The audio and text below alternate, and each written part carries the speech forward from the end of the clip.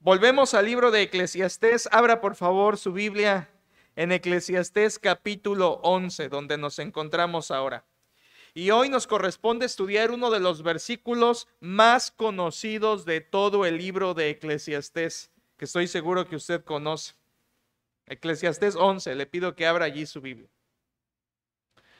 Sospecho que muchos de nosotros, en general muchos cristianos, no sabemos exhortar. Tenemos una idea ahí medio difusa, confusa, revuelta o a veces volteada de lo que es exhortar. Y para algunos exhortar es ir a dar regaños. Para otros exhortar es sentarte y darte varias palabras que te animen o te motiven. Para otros simplemente no saben lo que es exhortar. Y tengo la sospecha fuerte de eso, hermanos, que en nuestra iglesia muchos de nosotros no sabemos exhortar. Sin embargo, es un mandato bíblico. La Biblia nos manda a exhortarnos unos a otros. En Hebreos 10 nos manda a exhortarnos unos a otros. Y en Colosenses 3 nos manda a exhortarnos unos a otros. Casi no lo hacemos, creo que porque no lo sabemos hacer. Déjeme decirle como introducción que exhortar es hacer una invitación fuerte. Exhortar es hacer un llamado a la conciencia de la otra persona. Exhortar, me gusta más, es dar una orden amorosa a la persona a quien exhortas. Una orden amorosa a la persona a la que exhortas. Pero estas tres definiciones que he dado de exhortación no están completas si no digo la última frase, que toda exhortación está siempre basada en un mandato de Dios. O sea, una exhortación es ir con tu hermano y hacerle una invitación fuerte respecto a lo que dice Dios en su palabra. Exhortar es hacer un llamado a la conciencia del hermano en base a la palabra. O la exhortación es dar una orden amorosa en base a la palabra.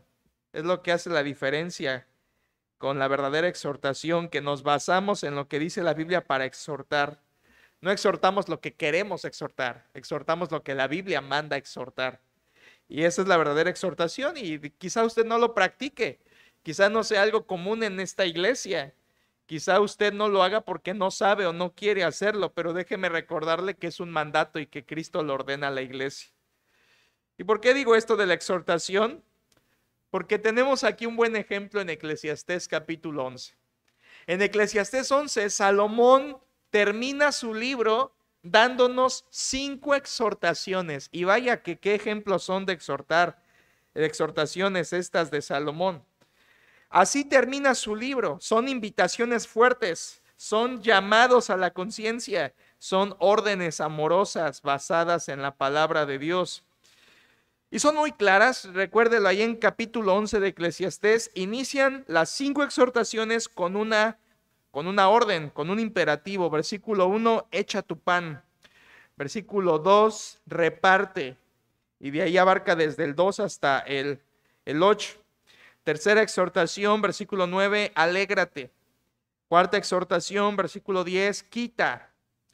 Y quinta exhortación, versículo 1 del capítulo 12, acuérdate. Ahí tienes 5 exhortaciones: echa, reparte, alégrate, quita y acuérdate. Son órdenes amorosas en base a la palabra de Dios que Salomón nos da. Así que si queremos aprender a exhortar, podemos aprenderle algo a Salomón con estas 5 exhortaciones y cómo él nos exhorta para nosotros exhortarnos también así los unos a los otros. Hemos visto las 2 primeras exhortaciones de Salomón en este capítulo. La primera, en el versículo 1, dice: echa tu pan sobre las aguas. Y abordamos que esa primera exhortación se trata de invertir, de que Dios, por un consejo sabio de Salomón, nos manda a invertir lo que tenemos ahora para tener lo necesario en la vejez. Esto fue la primera exhortación: invierte hoy para tener lo necesario a futuro. La segunda exhortación está basada en el versículo 2, donde dice reparte a 7 y aún a 8, y eso se extiende hasta el versículo 8. En esa segunda exhortación vimos que lo que está invitándonos Salomón es a trabajar.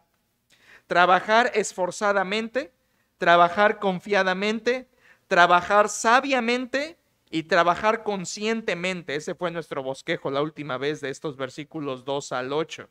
Y nos da Salomón la forma correcta que debemos trabajar dependiendo de Dios, pero sin afanarnos. Esto está en versículos 2 al 8.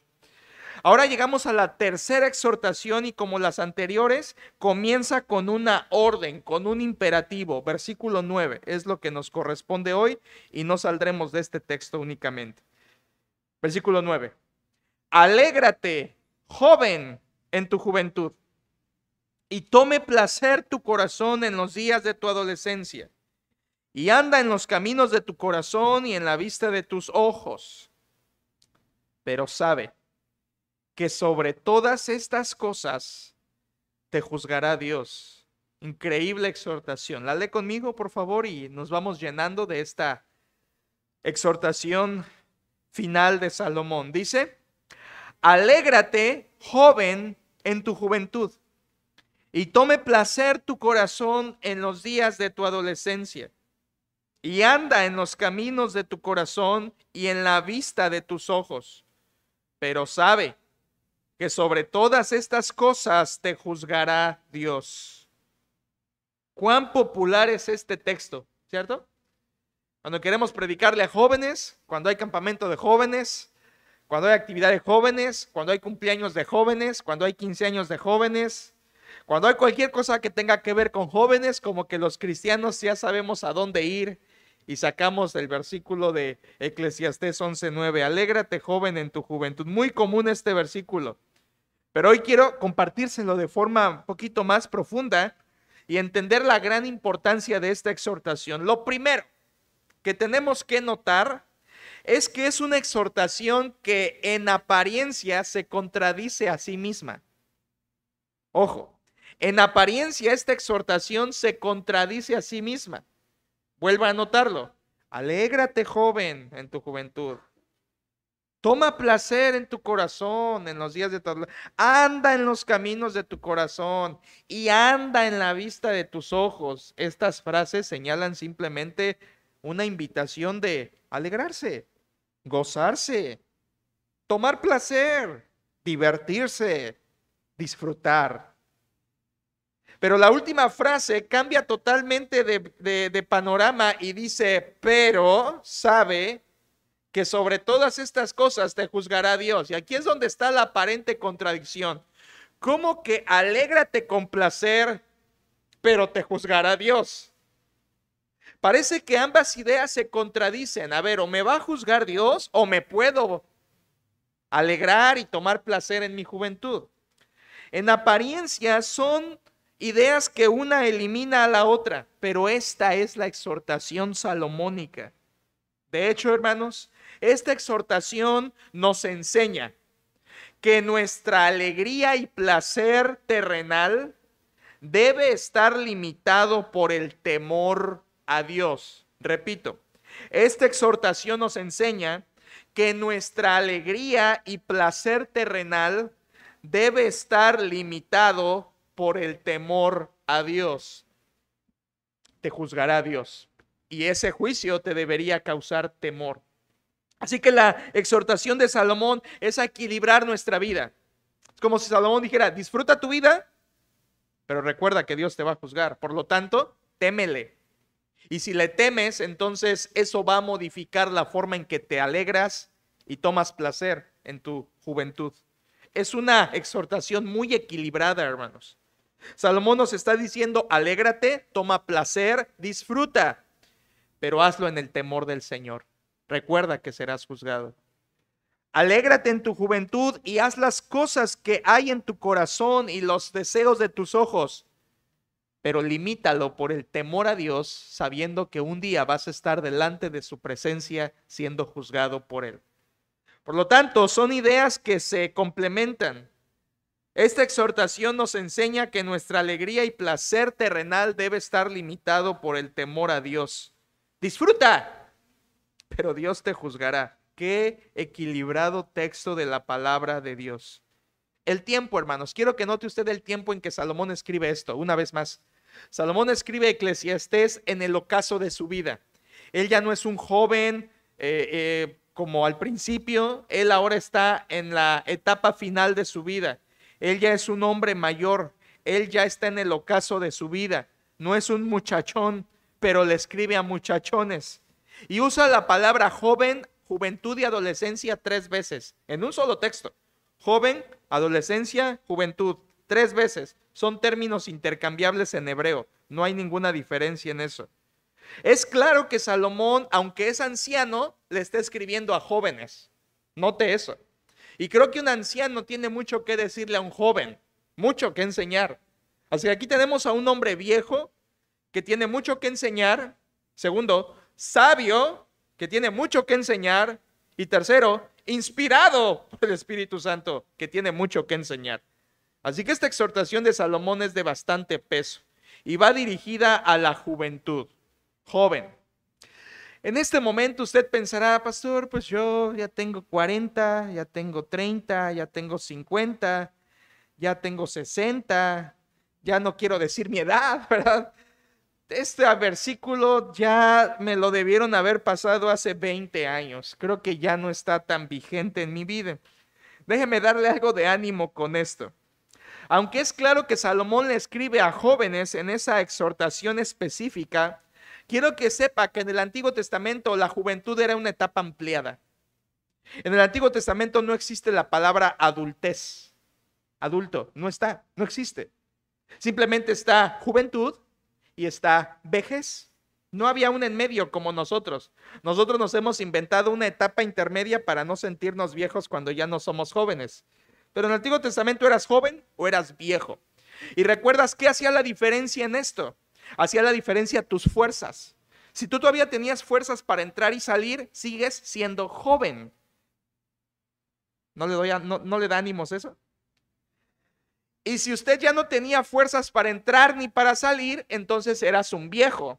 Esa era la regla en el Antiguo Testamento y que de hecho se extiende también al Nuevo Testamento. Por ejemplo, según Josué capítulo 14, Caleb tenía 85 años cuando conquistan Canaán y Caleb le dice a Josué que su fuerza de hace 40 años sigue siendo la misma que la que tiene ahora.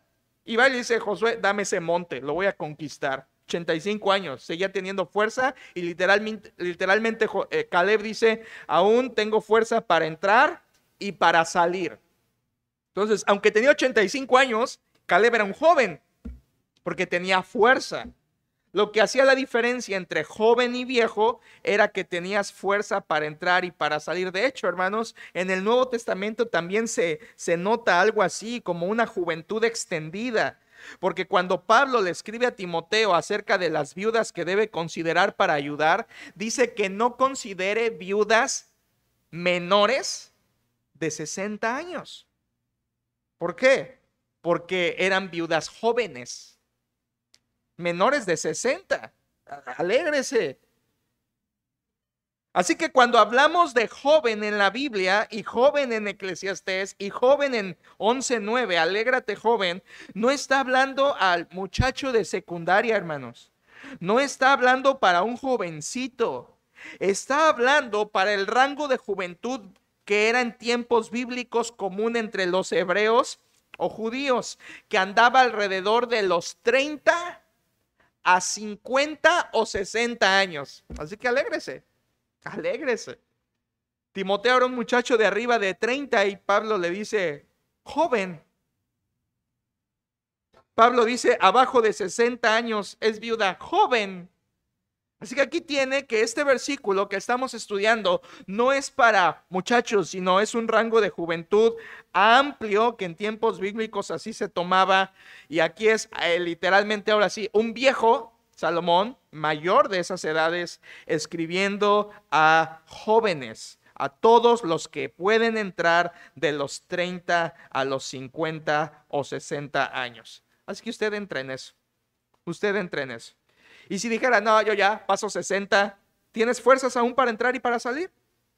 Entonces estás en la juventud todavía de tu vida. Qué bueno, hermanos. Entonces Salomón nos está escribiendo a nosotros. La exhortación del versículo 9 es para nosotros, no solo para jovencitos. De hecho, no es para jovencitos, es para jóvenes, hablando en términos hebreos. Esta exhortación del versículo 9 consta de 5 frases y voy a descomponerlo en 5 frases. Quiero que me acompañen, este estudio es muy rápido, muy sencillo. Este versículo 9, exhortación número 3, está construida de 5 frases que se dividen claramente en dos secciones. Por un lado tenemos 4 frases que te motivan y por otro lado tenemos una frase que te advierte. ¿Escuchó eso? 5 frases en total divididas en 2 secciones. Primera sección, 4 frases que te motivan y luego una frase que te advierte. 2 secciones. Comencemos con la primera sección. 4 frases que te motivan. Pero déjeme completar ese punto para que usted lo tenga. Primer punto. 4 frases que te motivan a disfrutar tu juventud. Son las 4 primeras frases del versículo. 4 frases que te motivan a disfrutar en tu juventud. Están muy claras. Alégrate, joven, en tu juventud, y tome placer tu corazón en los días de tu adolescencia, y anda en los caminos de tu corazón, y, podríamos añadir, anda en la vista de tus ojos. Es la idea. Ahí tenemos 4 frases. Son 4 frases distintas unidas por y. ¿Lo notó? Y. Alégrate, joven, en tu juventud, y tome placer tu corazón, y anda en los caminos de tu corazón, y en la vista, o anda en la vista de tus ojos. Aquí tenemos 4 frases que te motivan a disfrutar tu juventud, conectadas por y además hay un paralelismo entre la 1 y la 2 y la 3 y la 4. Solamente se lo aclaro por si le interesa. Hay un paralelismo entre la 1 y la 2, la 3 y la 4. Se los voy a mostrar después. Empecemos con la primera frase. Alégrate, joven, en tu juventud. Primera frase que te motiva a disfrutar. Esta palabra alégrate no es mala, hermanos. Es buena. Salomón está diciendo algo bueno. Alégrate, joven, en tu juventud. No está diciéndote peca, éntrale al pecado en tu juventud. De hecho, la misma palabra se usa muchas veces, alégrate, se usa muchas veces en el Antiguo Testamento en hebreo para referirse a cosas buenas, como en Deuteronomio 12:7, donde dice, regocíjate en Dios. Ahí se traduce regocíjate, pero es la misma palabra hebrea que aquí se traduce alégrate. Nada pecaminoso, hermanos. O sea, Salomón no está mandando ahí a los jóvenes al antro, ni a la perversión, ni al libertinaje. Es una palabra buena. Alégrate, joven, en tu juventud. Nada hay de pecaminoso en esa frase. Alégrate, joven, en tu juventud. Es importante decir que Salomón no está diciendo alégrate, joven, por tu juventud, sino alégrate, joven, dentro de tu juventud, en las cosas características de tu juventud. Y yo pregunto, hermanos, ¿qué características tiene la juventud que nos traen alegría? Ya dije quiénes son los jóvenes, ¿eh? Usted está integrado ahí. ¿Qué características hay de la juventud que nos causan alegría? Bueno, salud, en cierto grado, algunos más, otros menos. Fuerza, vigor, en la juventud hay vigor. En la juventud hay fortaleza, algunos ya no tanto, pero otros sí, fortaleza. Intelecto, están en la etapa floreciente, están creciendo, están en su etapa de desarrollo, muchos jóvenes de 20, 30. Y por supuesto también hay una valentía en esta etapa de juventud, una valentía singular, ¿no? Una energía especial, un entusiasmo juvenil. Y algunos dirán, eso yo ya no lo tengo. Pero tienes fuerza todavía para entrar y para salir. Entonces sigues siendo joven, solo que ya no haces cosas de vigor, de fortaleza, de valentía, ¿verdad? Ya has dejado esas cosas y estás ocupado en otras, pero sigues teniendo la fuerza de joven. A veces vemos a los jóvenes de nuestra iglesia hacer cosas de jóvenes, ¿no? Como irse después del culto a una actividad cuando son las 9:30 y algunos dirán, qué ganas de irse, ¿verdad? Yo ya quiero estar en mi cama, ¿verdad? Bueno, está bien, no es pecado, ¿verdad? Ninguna ni otra. Pero hay una fuerza y vigor y fortaleza especial en las etapas de la juventud que Salomón dice, alégrate, alégrate en ello, alégrate en ello. Sin embargo, hermanos, aunque es una etapa alegre y tú que estás aquí jovencito, 13, 12, 15, 20, 20 y tantos, estás mucho más fuerte en estas características. Hay un entusiasmo, pero quiero recordarles otra cosa. Al mismo tiempo que la juventud es una etapa de mucha alegría por todas estas causas, al mismo tiempo la juventud es una etapa de muchas tentaciones. Por eso 2 Timoteo 2:22 dice, huye de las pasiones que, vea, no dice de las pasiones adultas, no dice de las pasiones decrépitas, dice las pasiones juveniles. Las pasiones que atañen a los que están todavía con fuerza y fortaleza. Entonces, al mismo tiempo que la juventud es una etapa de mucha alegría, fuerza, vigor y todo eso, al mismo tiempo es una etapa de mucha tentación, de muchas luchas, de muchas tentaciones. Estas luchas o tentaciones se ilustran en diferentes jóvenes del Nuevo Testamento que le quiero mencionar. Por ejemplo, el joven rico, que no era un muchachito, debía pasar de los 30 o 40 años, usted lo sabe, ese joven rico.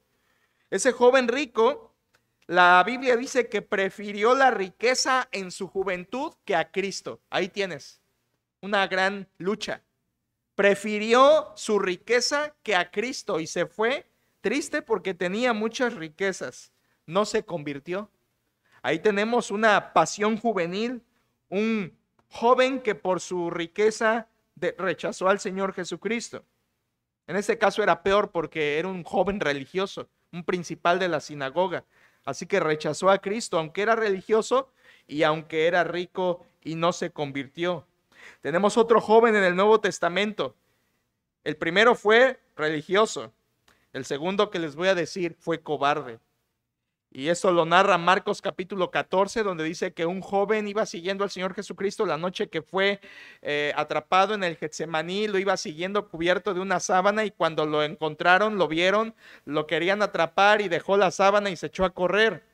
Estamos casi seguros que ese joven fue Marcos y se describe a sí mismo en Marcos 14 como un joven cobarde que huyó durante la aprehensión del Señor Jesucristo. Un joven que huyó por cobardía. Hay otro joven en la Biblia, en Hechos capítulo 7, que la Biblia le llama joven, ante quien ponían las ropas de Esteban. Ese joven era Saulo de Tarso, y la Biblia le llama ahí joven. Pasaba de los 30 con toda seguridad ya. Este era un joven celoso de su religión, Saulo de Tarso. Vea cómo estos jóvenes que narra el Nuevo Testamento, el joven rico amó su riqueza. Marcos fue cobarde. Saulo era celoso de su religión. Y tenemos otro joven bien característico en Hechos 20. Este joven de Hechos 20, la Biblia le llama joven, es aquel que se quedó dormido y se cayó muerto en la predicación de Pablo. ¿Se acuerda? Cae muerto, era un joven. Desde entonces los jóvenes se duermen. Cayó muerto. Aquí tenemos a un joven cargado de sueño, un joven dormido, ¿verdad? En resumen, el Nuevo Testamento nos muestra a jóvenes mundanos, jóvenes cobardes, jóvenes religiosos, jóvenes dormilones. Así que si quieres hacer una teología de la juventud en el Nuevo Testamento, no es muy prometedora. La mayoría de los jóvenes que aparecen apuntan siempre a una debilidad, a una lucha con las tentaciones, a una lucha con el pecado. Pocos consagrados realmente, porque es una etapa de mucha lucha, de mucho enfrentamiento con tentación. Hay pocos Timoteos aún hoy. Y aún Timoteo luchaba en su juventud, por eso Pablo le escribe para ayudarle en sus luchas, porque el hombrecito ya quería incluso colgar los tenis ministerialmente hablando. Ya no estaba soportando y Pablo le tiene que escribir para alentarlo en su juventud.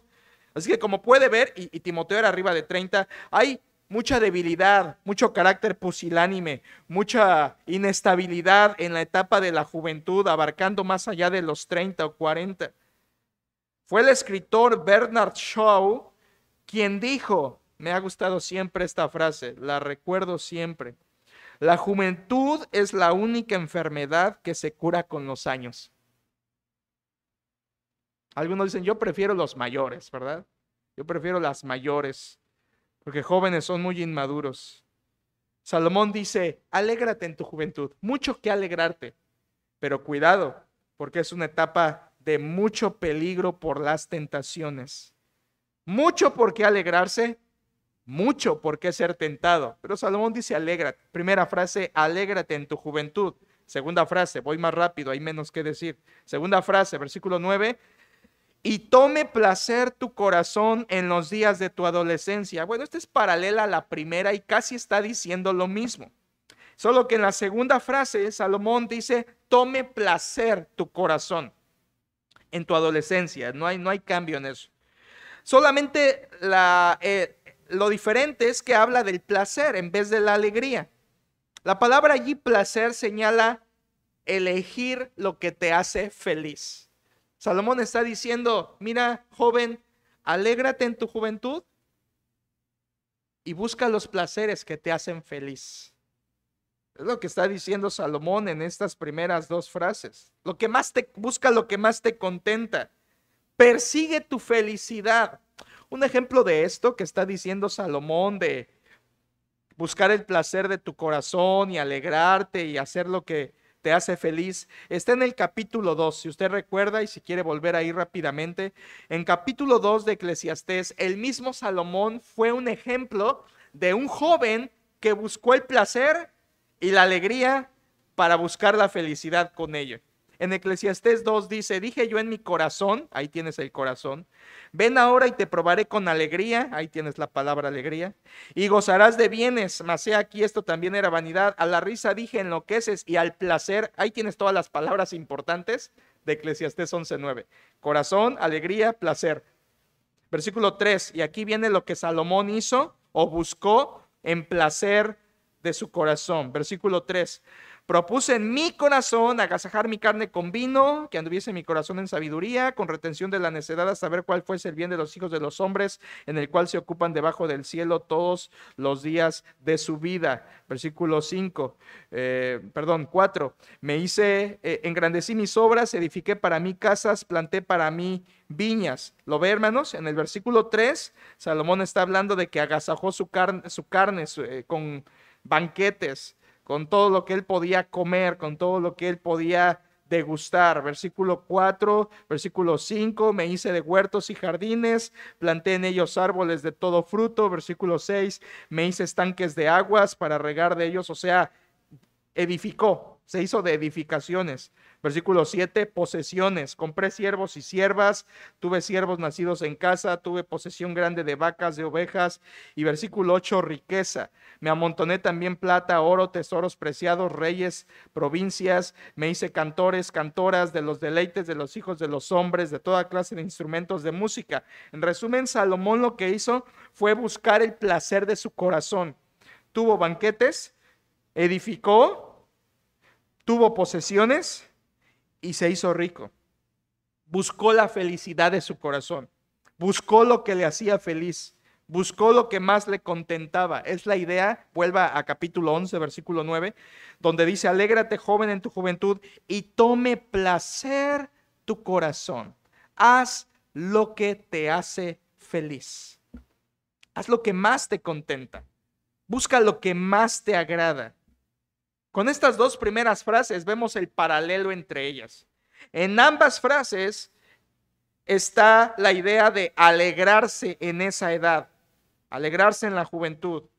Pero quiero recordarle, hermano, que la naturaleza de la alegría que está hablando aquí Salomón, por favor entiéndalo, no es una alegría espiritual, ¿eh? O sea, Salomón no está diciendo, gózate en el Señor, gózate en los hermanos, gózate en la palabra. Él no está hablando de cosas espirituales. Nunca en su libro ha hablado de cosas espirituales. Eclesiastés es una visión bíblica de lo que se hace debajo del sol, una visión terrenal de la vida.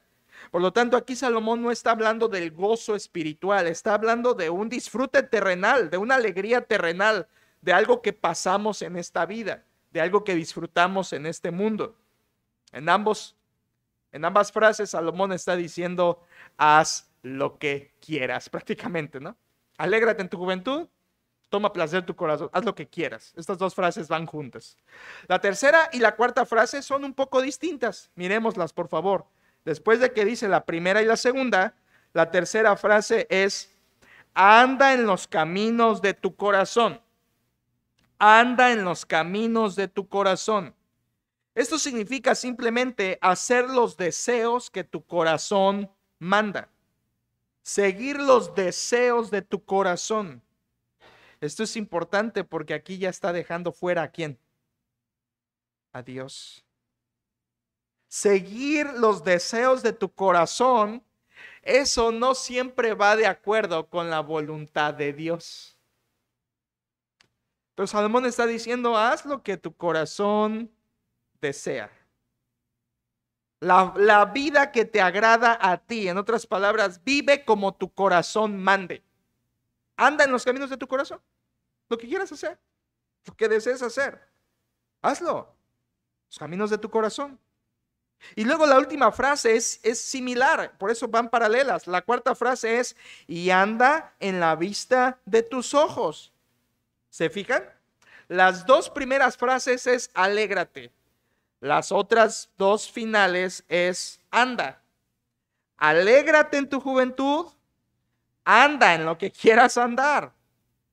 La última frase, andar en la vista de tus ojos, es muy clara, es que él busque cumplir todos los deseos de sus ojos, o sea, obtener lo que codicia, tener lo que desea. Todo lo que tu ojo pida, dáselo. ¿Se acuerdan que al principio dijo, nunca se sacia el ojo de ver ni el oído de oír? Aquí está diciendo prácticamente eso. Consigue, compra, haz todo lo que tus ojos quieran. ¿Lo codicias? Tenlo. ¿Se te antojó? Cómpralo. ¿Lo anhelas? Obténlo. Todo lo que tus ojos deseen. Hay un proverbio que dice, vea, más vale vista de ojos que deseo que pasa. Y eso quiere decir, es mejor que cumplas tus deseos de lo que ves a que te quedes deseando simplemente. Es la idea quizá de Salomón. Salomón en estas dos frases finales está diciendo, anda de la manera que tú quieras, como tu corazón mande y conforme a lo que tus ojos quieran, conforme a lo que tus ojos deseen. Vive como quieras, consigue todo lo que quieras. Entonces, las dos primeras frases que te motivan a disfrutar en tu juventud, las dos primeras tienen que ver con alegría. Las otras dos tienen que ver con deseos. Alégrate y cumple tus deseos. Vaya, hermanos, yo no sé si esto yo se lo diría a un joven. ¿Sabes qué, muchacho?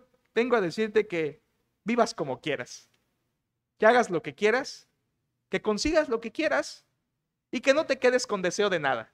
Vaya exhortación de Salomón pareciera tan liberal.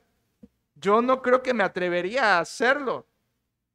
Está diciendo, disfruta tu vida, haz lo que te haga feliz, vive como quieras, consigue lo que deseas. Entonces no parece un consejo que daríamos cristianamente, ¿verdad? No parece. Pero si las primeras 4 fueron frases que te motivan a disfrutar en tu juventud, la última es la que lo equilibra todo. En segundo punto, la quinta frase del versículo, mi segundo punto es una advertencia que te enseña a temer a Dios en tu juventud. Una advertencia que te enseña a temer de temor a Dios en tu juventud. Y aquí está el equilibrio, hermanos. Si Salomón dijo 4 frases que te motivan a disfrutar tu juventud, Él equilibra con una advertencia que te enseña a temer a Dios en tu juventud. Leámosla por favor, ahí al final del versículo 9, después de que le dice a los jóvenes, alégrate, toma placer, anda en tu corazón, anda en la vista de tus ojos. Al final dice punto y coma, pero sabe que sobre todas estas cosas, o mejor traducido sería que por todas estas cosas, creo que ahí el sobre cambia la idea en español, no debería de ir, debería ser, pero sabe que por todas estas cosas, o sea, por todo lo que hiciste en placer, por todo lo que hiciste en alegría, por todo lo que buscaste de tu corazón y de tus ojos, por todo eso que hiciste, te juzgará Dios. Esta última frase es una advertencia que te enseña a temer a Dios en tu juventud. Vean cómo inicia, magnífico. Esta es la gramática del Espíritu Santo que inspira a Salomón. Pero, esto cambia el sentido de todo el texto. Pero es una conjunción adversativa que nos ayuda a contrastar dos ideas. Dos ideas. Es como si Salomón dijera, sí, alégrate, toma placer, diviértete, anda en lo que tú quieras, pero, aquí viene un contraste. Pero, sabe, y eso es como decir, no olvides, considera, ten en cuenta, pero ten en cuenta que por todas estas cosas te juzgará Dios. Hermanos, es una frase muy sencilla, muy directa. Salomón está enseñando la seguridad del juicio venidero. Salomón está diciendo, joven, toma placer, pero ten seguro que serás juzgado. El hecho de que seremos juzgados por Dios debería transformar la manera en que nos alegramos en esta tierra. La forma en que buscamos el placer, la diversión en este mundo debería estar limitada por el hecho de que sabemos que seremos juzgados por Dios. Deberíamos temerle. Usted sabe, Proverbios 8:12, el temor de Jehová es aborrecer el mal. El temor de Dios se manifiesta en que el creyente se va a apartar del pecado, se aparta de la maldad, se aparta de la iniquidad. El temor de Dios nos lleva a alejarnos del pecado, porque te tememos a Él, porque lo reverenciamos a Él y por eso el temor de Él nos hace aborrecer el mal. Y el hecho de que seremos juzgados causa temor. Espero que a usted le cause temor. La Biblia enseña que todo ser humano será juzgado, y esa es una verdad bíblica. Todo ser humano se presentará delante del juez de toda la tierra, de algún modo. Esto enseña la palabra de Dios. Por ejemplo, en Hebreos 9:27, y está establecido para los hombres todos que mueran una sola vez y después de esto, el juicio. Por eso, hermanos, saber que seremos juzgados nos debería causar temor. Si Dios te va a juzgar, témele.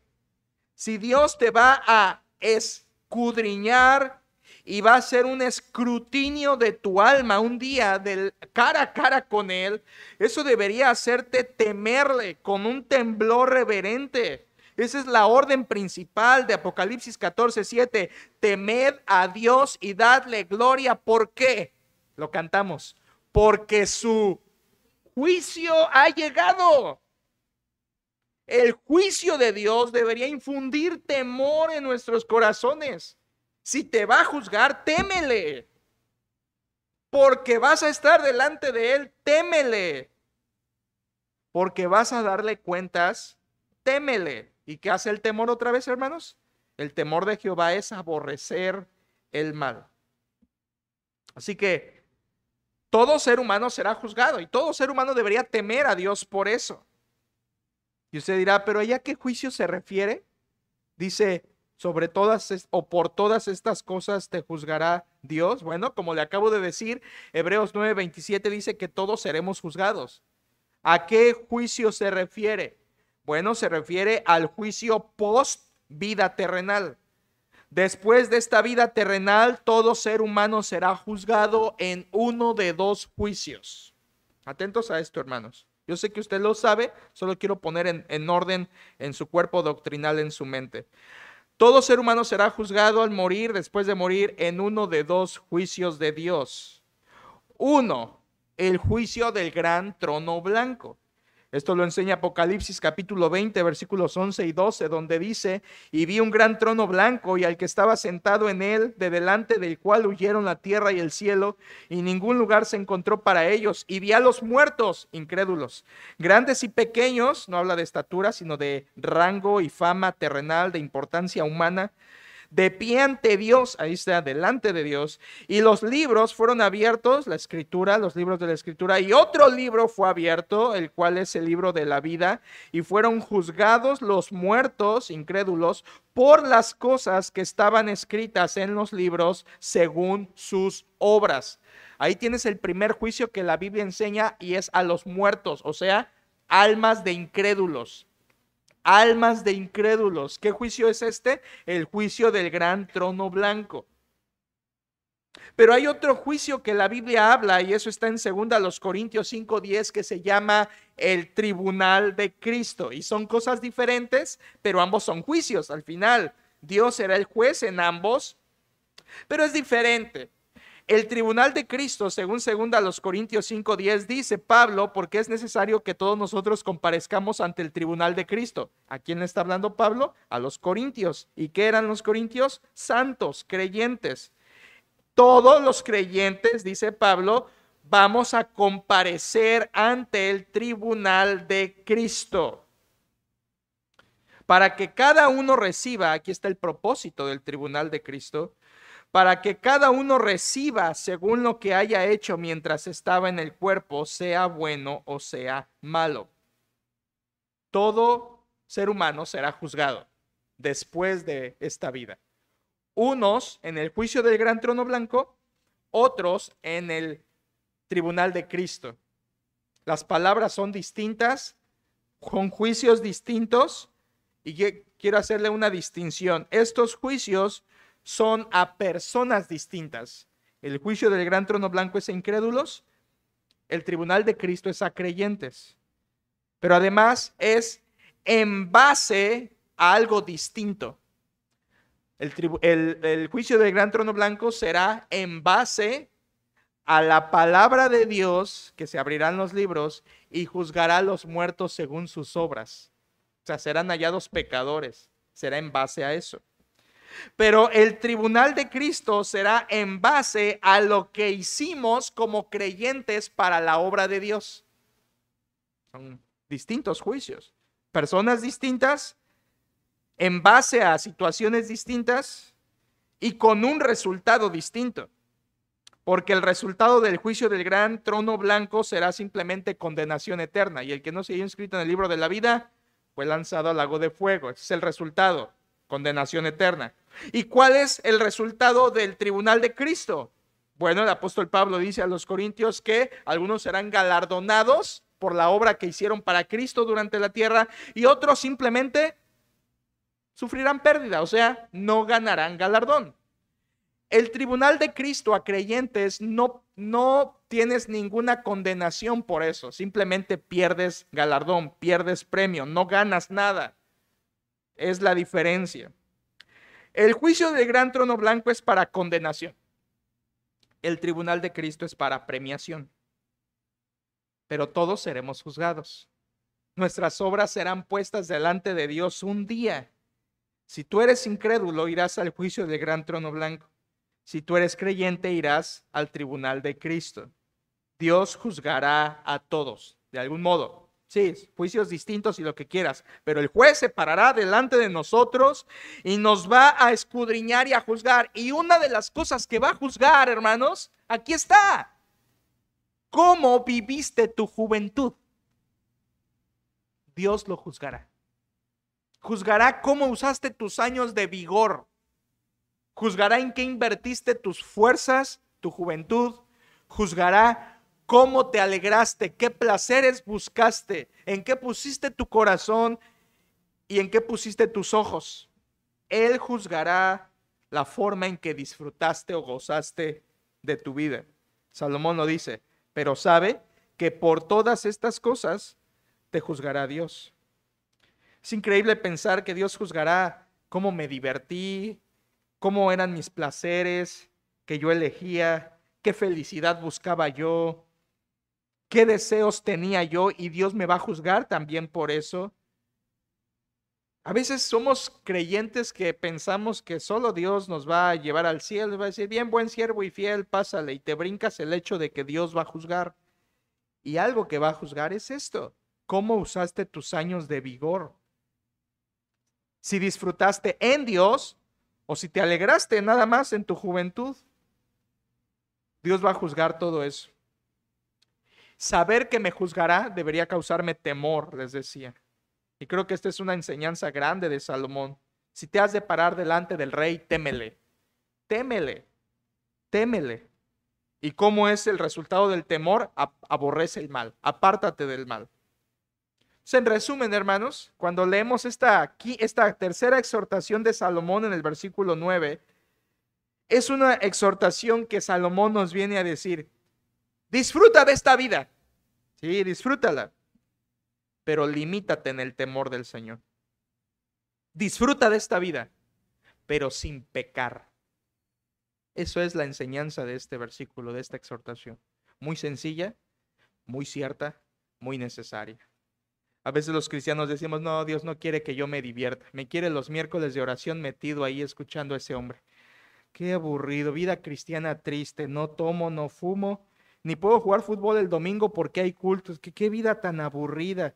Y creemos que la vida en el Señor es aburrida porque no nos debemos contaminar con el pecado. Si tú crees que el pecado es la única diversión en este mundo, tienes que platicar después con Dios acerca de esto. Pero la vida cristiana no es triste ni aburrida. La vida cristiana es de gozo. E incluso, hermanos, esto es una duda que a veces hemos tenido muchos. ¿Es válido disfrutar las cosas de esta tierra? ¿O solamente debemos disfrutar las cosas espirituales? Es decir, si me regalan algo material, que alguien pensó en mí y me muestra su amor de esa manera y me lo regala, puedo decir, no, esto es material, no ocupa nada en mi corazón, solo cosas espirituales. No, hermanos. Podemos disfrutar de la vida. Podemos disfrutar de las cosas. El apóstol Pablo dice que Dios nos da todas las cosas en abundancia. ¿Para qué? Para que las disfrutemos. Y ahí está hablando de cosas materiales porque el contexto es de ofrendar. Entonces, todas las cosas materiales que Dios nos las da para que las disfrutemos. Las disfrutemos. Oh, no, me regalaron este coche, pero no lo debo disfrutar. Es solamente una herramienta. No. No importa, ¿verdad? Importan las almas nada más. Sí, importan las almas, pero disfruta lo que Dios te da. Incluso Salomón había dicho, alégrate con la mujer que amas, ¿te acuerdas? Hablando del matrimonio. Hay cosas en esta tierra que debemos disfrutar porque vienen de la mano de Dios. Como les dije, aquí no está hablando de gozo espiritual, está hablando de alegría terrenal. Alegrarte, pero sin pecar. En resumen es esto: disfruta la vida, pero limítate en el temor del Señor. Disfruta esta vida, pero sin pecar. Disfruta esta vida, pero sin libertinaje. Porque vosotros, hermanos, a libertad fuisteis llamados, solamente que no uséis la libertad como ocasión para la carne. O sea, no porque eres libre en Cristo vas a pecar. No libertinaje. Disfruta la vida, pero sin libertinaje. O en términos de Juan en su primera carta, capítulo 2, porque todo lo que hay en el mundo, los deseos de la carne, los deseos de los ojos, la vanagloria de la vida, no proviene del Padre, sino del mundo. ¿Y el mundo qué? Pasa. No pongas tu disfrute en el pecado. No pongas tu alegría en el pecado. Lo mejor es gozar de la vida en la voluntad de Dios. Es la enseñanza de eso, hermanos. Disfruta la vida en la voluntad del Señor. Dios no está peleado con que disfrutemos esta vida, con que nos alegremos, con que comamos, con que poseamos, con que disfrutemos. Todo eso Dios está de acuerdo. pero debemos estar conscientes de que de todo eso el Señor nos va a juzgar, por eso debemos apartarnos del pecado. Yo te pregunto, hermano, todos estamos aquí en la juventud hebrea, todos somos hebreos jóvenes aquí. ¿Cómo estás disfrutando tu juventud, tu etapa de fuerzas? ¿Cómo la estás disfrutando? ¿En qué te alegras? ¿En qué has puesto tu corazón? ¿Cuáles son los caminos de tu corazón que has puesto? ¿Cuáles son los caminos de tus ojos que estás siguiendo? ¿Son cosas justas o son cosas impías? ¿Son cosas en el temor del Señor o son cosas en el libertinaje? Este versículo no está diciendo diviértete moderadamente. O sea, todo con exceso, nada con medida, ¿verdad? No está diciendo esto. No está diciendo diviértete, pero poquito. Está diciendo diviértete lo que quieras en el temor del Señor. Disfruta sin pecar. Y verdad, hermanos, que la verdadera alegría está fuera del pecado. O sea, si vas a disfrutar algo es porque no es pecado. Que el pecado, aunque al momento trae un disfrute carnal, siempre trae consecuencias, ¿verdad? Y como áspid muerde. Pero la verdadera alegría viene cuando no pecas. La verdadera alegría viene cuando obedeces los mandatos del Señor. Salmo 19, los mandamientos alegran el corazón. En términos de Pablo, es como él dijo en Corintios, todo me es lícito, pero no todo conviene, todo me es lícito, pero no todo edifica. Disfruta de la vida, pero acuérdate que has de ser juzgado por Dios. ¿Qué estás haciendo hoy en tu juventud? Que cuando Dios te juzgue, va a ser una mancha en tu juicio. ¿Qué clase de diversión, de placer, de deseo tienes en tu corazón que cuando Dios te juzgue será una mancha en tu juicio? Esta es la exhortación de Salomón. Alégrate, pero sin pecar. Fácil exhortación, hermanos. Vamos a orar. Padre, gracias por esta noche que podemos abrir tu palabra y entender este texto, esta exhortación. Bendice tu palabra en nuestras vidas para que hagamos esto que hemos oído. Señor, tú eres un Dios que tiene pensamientos de bien, no de mal. Eres un Dios que quiere nuestra verdadera felicidad. Eres un Dios que nos da todas las cosas en abundancia para disfrutarlas. Eres un Dios que nos ama y que nos has dado lo más importante que es tu Hijo. ¿Y cómo no nos darás con Él también todas las demás cosas? Señor, ayúdanos a disfrutar de la vida como tú quieres, no con el pecado de por medio, sino en santidad, sabiendo que hemos de ser juzgados. Señor, quizá algunos de los que estamos aquí tenemos alguna diversión pecaminosa. Quizá nos es divertido el chisme o la murmuración. Quizá nos divertimos en chistes sucios o en actividades ilícitas.